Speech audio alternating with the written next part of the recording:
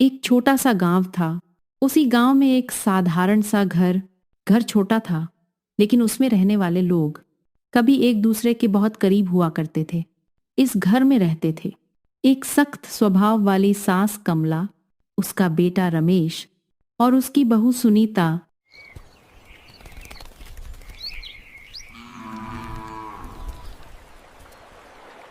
सुबह का समय था।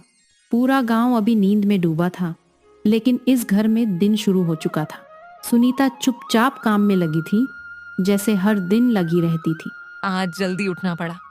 सासू माँ की दवाई भी बनानी है, फिर रमेश का टिफिन और ऊपर से घर का सारा काम। काश कोई एक दिन ऐसा भी हो जहाँ कोई मुझसे पूछे, तू ठीक है? अरे ओ बहू, चाय अभी तक नहीं बनी क्या? सुबह के 6 बज गए हैं। कहाँ मर गई तू? हाय राम, क्या करूं मैं इस औरत का। इतनी देर तक कोई सोता है भला?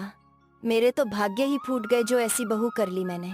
बस मान जी, रख ही रही थी चाय। हमारे जमाने में तो बहुएं सूरज उगने से पहले उठ जाती थी। आजकल की लड़कियां तो बस आराम ढूंढती हैं। पता नहीं मायके में कुछ सिखाया है कि नहीं इसे इसकी माँ ने।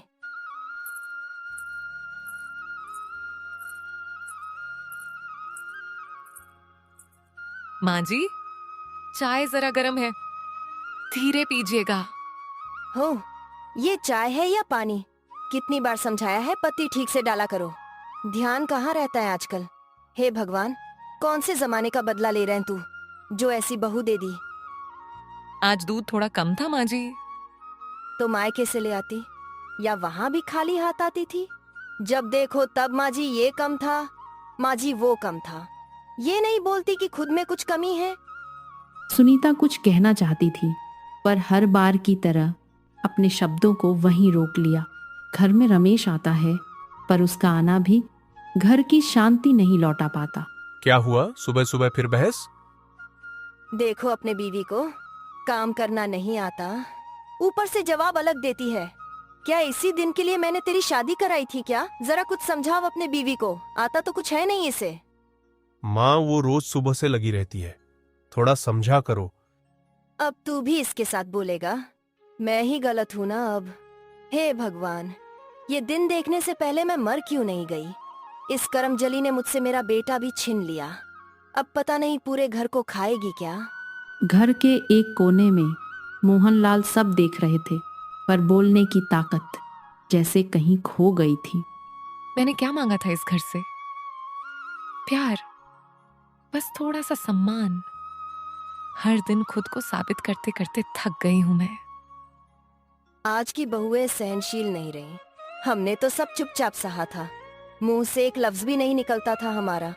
और इसकी जुबान तो कैंची की तरह चलती है। अगर ऐसा ही चलता रहा तो ये घर को काट खाएगी एक दिन। धीरे धीरे बात बढ़ने लगी, और वो दिन आ गया जब चुप्पी टूट गई। आज तो हद ही हो गई। इतना महंगा तेल डाल दिया सब्जी में। सोचती क्या है तू? ये कोई मायका नहीं है तेरा। पैसे क्या पेड़ पर नहीं उगते, बाहर जाकर कमा कर लाना पड़ता है। इतना तेल डाल दिया आज सब्जी में, अपने मायके से क्यों नहीं लाती? आज सुनीता के सब्र का बांध टूट गया। वो पहली बार अपने लिए खड़ी हुई। माँ जी, हर चीज में गलती मेरी ही क्यों होती है? मैं इंसान हूँ, पत्थर नहीं। इंसान? इंसान होती तो घर संभालना आता। ना ढंग से काम, ना ढंग की जुबान। मेरी तो किस्मत ही उस दिन फुट गई थी जिस दिन तू इस घर में ब्याह करा कर लाई गई थी। मैंने कब कहा कि मैं परफेक्ट हूँ? लेकिन हर रोज जलील करना, ये भी तो इंसानियत नहीं है। बस माँ, अब बहुत हो गया। हर दिन ये तमाशा क्यों? अच्छा, अब तू भी इसके साथ बोलेगा? तेरे लिए तो मैंने अपनी पूरी जिंदगी कुर्बान कर दी, और अब तू बीवी के प्यार में अपनी माँ को भूल गया। और मेरी जिंदगी, मेरी बीवी का क्या कसूर है? अगर इतना ही प्यार है तो ले जा इससे। मेरे घर में ऐसी बहू की जरूरत नहीं। मैं रह लूंगी ऐसे ही। मुझे नहीं किसी की जरूरत।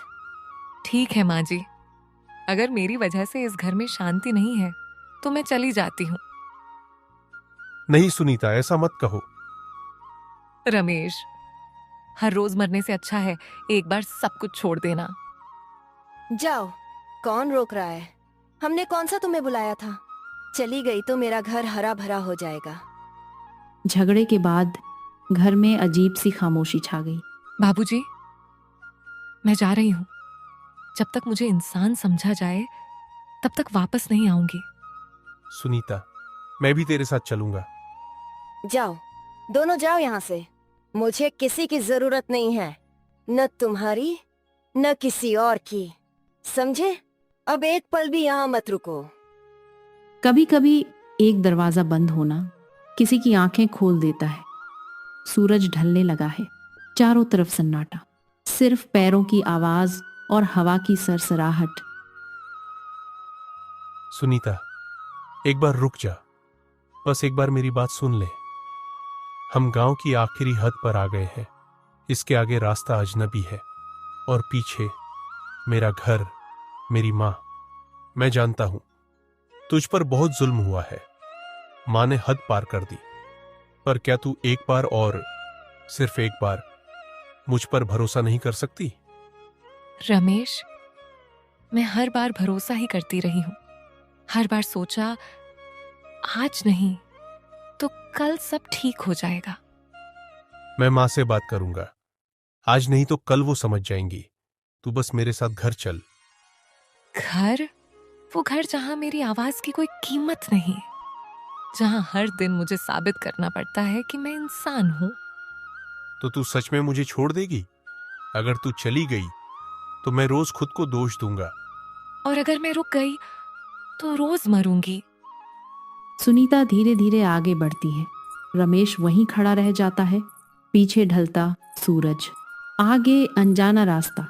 कभी कभी रिश्तों को बचाने के लिए दूर जाना पड़ता है, क्योंकि हर साथ साथ चलने लायक नहीं होता। माँ का घर, जहाँ सवाल नहीं होते, बस अपनापन होता है। अरे सुनीता, तू इस वक्त सब ठीक तो है ना बेटा? अम्मा, अब मुझसे और नहीं सहा गया। शांत हो जा पहले। ऐसे यादों में डूबी क्यों आई है? घर में सब ठीक तो है ना? कुछ भी ठीक नहीं है अम्मा। हर दिन ताने, हर दिन अपमान। मैंने बहुत सहा है। सासू माँ हर बात पर नीचा दिखाती है। खाना बना दूं तो कम, ना बनाऊं तो नाटक। रमेश भी बीच में फंस जाता है। मैं इंसान हूं अम्मा, कोई मशीन नहीं जो हर दिन सब सहती रहे। बेटा, सास भी तो कभी किसी की बहू थी। उसने भी शायद बहुत सहा होगा। पर अम्मा, इसका मतलब ये तो नहीं कि वो मुझे भी तोड़े। नहीं बेटा, गलत तो वो है, मैं मानती हूँ, पर घर रिश्तों से चलता है, जिद से नहीं। तू पढ़ी लिखी है, समझदार है। कभी कभी बड़ों को भी रास्ता दिखाना पड़ता है, गुस्से से नहीं, सब्र से। पर अम्मा, अगर फिर वही हुआ तो? अगर रोज अपमान मिला तो? तू चुप मत रहना, पर पहले एक बार दिल से कोशिश कर। कल सुबह वापस जा, अपनी सास से खुद बात कर, उनके पैर छूकर कह देना, माँ, मुझसे गलती हुई हो तो माफ कर दीजिए। कभी कभी एक झुकाव पूरा घर सीधा कर देता है। अगर फिर भी उन्होंने मुझे नहीं समझा तो फिर भगवान देखेंगे।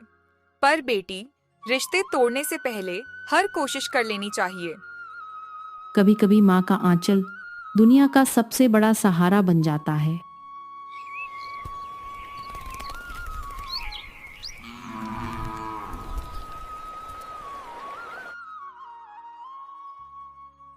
अरे ओ बहू, सुबह हो गई है, चाय दे दे। अरे ओ बहू।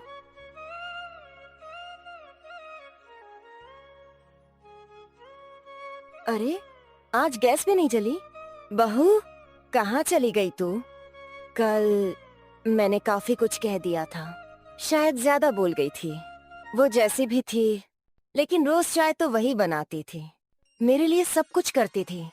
काश आज वो होती तो मुझे चाय पकड़ा देती और मैं हमेशा की तरह कह देती, जरा गर्म नहीं है क्या? कितनी सहनशील थी वो। मैंने कभी पूछा ही नहीं कि वो थक जाती होगी। मैंने ही उसे जाने दिया, मैंने ही उसे तोड़ा। अगर वो आज होती तो मेरा घर फिर से घर लगता। अब कमला को एहसास हुआ कि शब्दों की चोट कितनी गहरी होती है। रमेश, अरे रमेश बेटा, तू अभी जा, सुनीता को लेकर आ जा। क्या आप सच कह रही हो माँ? माँ, अगर वो लौट आई तो ये घर फिर से जी उठेगा। हाँ बेटा, मैंने बहुत गलत किया। आज समझ आया कि घर बहू से ही घर बनता है।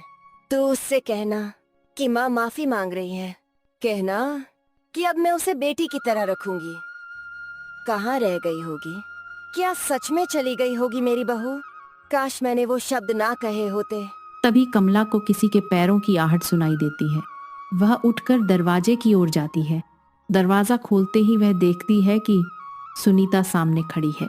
सुनीता को देखकर कमला के चेहरे पर खुशी आ जाती है। उसके मन में एक अजीब सा सुकून भर जाता है और फिर वह कहती है, सुनीता, तू वापस आ गई? मुझे लगा तू कभी नहीं आएगी। मैं गई थी, पर मन बहुत भारी था। बार बार यही सोच रही थी कि आपने जो कहा वो शायद गुस्से में कहा होगा। नहीं बहू, गलती मेरी थी। मैंने तुझे समझा ही नहीं। मैंने अपने गुस्से में तुझे बहुत दुख दिया। मुझे माफ कर दे बेटा। मैं तेरी माँ बनना चाहती हूँ, जेलर नहीं। माँ, आप हाथ मत जोड़िए। मुझसे गलती हो गई। मैं भी बहुत कुछ सहकर चुप रही, पर कभी खुलकर कहा नहीं। हर घर की कहानी अलग होती है, लेकिन दर्द लगभग एक जैसा। और कभी कभी समझ आने में बहुत देर हो जाती है।